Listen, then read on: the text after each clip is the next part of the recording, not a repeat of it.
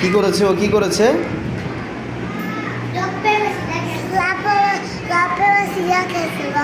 হ্যাঁ, কি বলে বুঝি তো না।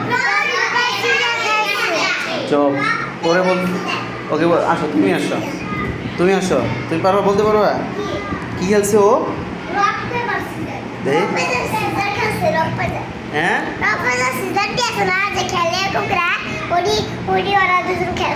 এই খেলার নাম কি? রক রেজার।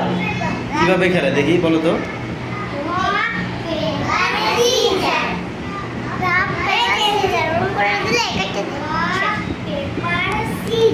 পরে এটা খেললে কি হয়?